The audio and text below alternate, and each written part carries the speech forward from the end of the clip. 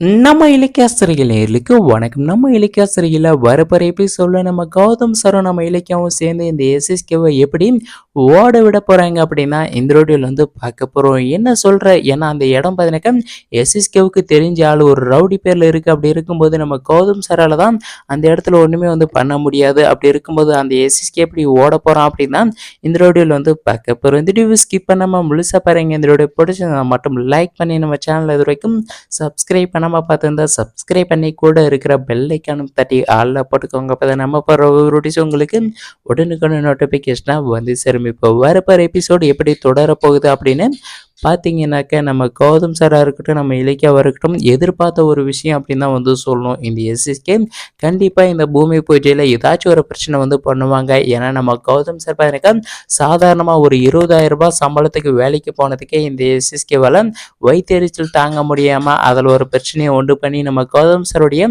வேலையை போகிற மாதிரி இந்த எஸ்எஸ்கே வந்து பண்ணாங்க. அப்படி இருக்கும்போது நம்ம கௌதம் சார் பார்த்தீங்கன்னாக்கா நேராக டாப்புக்கே, அதாவது கோபுரத்துக்கே போகிற அளவுக்கு ஒரு வாய்ப்பு கிடைச்சிருக்கு. அந்த வாய்ப்பை தட்டி பறிக்கிறதுக்காக இந்த எஸ்எஸ்கே முயற்சி பண்ணுவாங்க அப்படின்னு நம்ம கௌதம் சாருக்கு முன்னாடியே வந்து தெரிஞ்சிருக்கு. நம்ம இலக்கியாவுக்கும் கண்டிப்பாக வந்து தெரிஞ்சிருக்கும். அதனால தான் நம்ம கௌதம் சாரும் நம்ம இலக்கியாவும் முன்னாடியே மிகப்பெரிய ஒரு பிளானை வந்து போட்டு வச்சிருக்காங்க. அதுக்கு முன்னாடி இந்த எஸ்எஸ்கே பிளான் போட்ட மாதிரியே கொஞ்சம் ஆடட்டும் அப்படின்னு மாதிரி வந்து விட்டு பார்க்குறாங்க. அதுதான் வரப்போற எபிசோடில் வந்து நடக்க போகுது. இப்போ இந்த எஸ்எஸ்கேவுடைய ஆள் பார்த்தீங்கன்னாக்கா இது என்னுடைய இடம் அப்படின்னு மாதிரி போலீஸை கூட்டிகிட்டு வந்து பயங்கரமாக வந்து பிரச்சனை பண்ணிட்டு இருக்காங்க. இந்த இடத்துல நீங்கள் வந்து பூஜை பண்ணக்கூடாது, வீடு கட்டக்கூடாது, இந்த இடத்துல யாரும் நீங்கள் வந்து இருக்கவே கூடாது, அப்படி மேலே நீங்கள் அதுக்கு மேலே நீங்கள் பூஜை பண்ணால் அவங்க எல்லாரையும் அரெஸ்ட் பண்ணிவிடுவோம், நீங்கள் பூஜை பண்ணணும் அப்படின்னா போயிட்டு கோர்ட்டில் வந்து ஆர்டர் வாங்கிட்டு வாங்க அப்படின்னு மாதிரியெல்லாம் சொல்லிட்டு அந்த ரவுடியாக அந்த போலீஸும் சேர்த்து பயங்கரமாக வந்து மிரட்டிட்டு இருக்காங்க.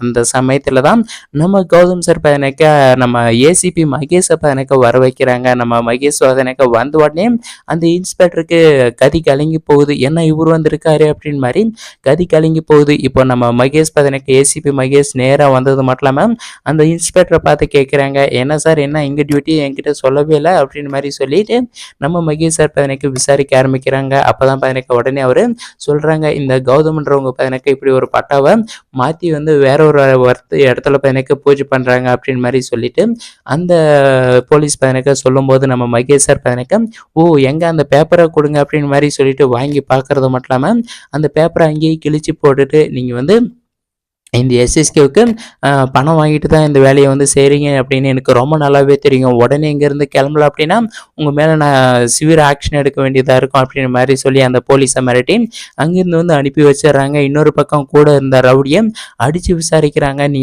யார் எதுக்காக எப்படி பண்ணுற அப்படின்னு மாதிரி கேட்கும்போது அந்த ரவுடியும் பார்த்தீங்கன்னாக்க ஒத்துக்கிறாங்க, நான் இப்படி தான் எஸ்எஸ்கே தான் பணம் கொடுத்து இப்படி பண்ண சொன்னாங்க அப்படின்னு மாதிரி வந்து ஒத்துக்கிறாங்க. அதுக்கப்புறம் ஏன்னா இந்த எஸ்எஸ்கே கையங்காலமாக மாட்டினது உடனே பார்த்தீங்கன்னாக்க அந்த இடத்துல இருந்து தலை தெறிக்க விட்டு ஓடுறாங்க. அதுக்கப்புறம் நம்ம கௌதம் சார் ஆசைப்பட்ட மாதிரி இந்த பூஜையை ரொம்ப சிறப்பாக வந்து செஞ்சு முடிக்கிறாங்க. கூடிய சீக்கிரமே நம்ம கௌதம் சார் அப்ளை பண்ண லோனும் நம்ம கௌதம் சாருக்கு சேங்ஷன் ஆகி அந்த பிஸ்னஸை எனக்கு ஸ்டார்ட் பண்ணி அந்த இடத்துல வீடு கட்டி விற்று நம்ம கௌதம் சார் மிகப்பெரிய ஆளாக போகிறாங்க. வெயிட் பண்ணி பார்க்கலாம். தேங்க்ஸ் ஃபார் வாட்சிங் கைஸ்.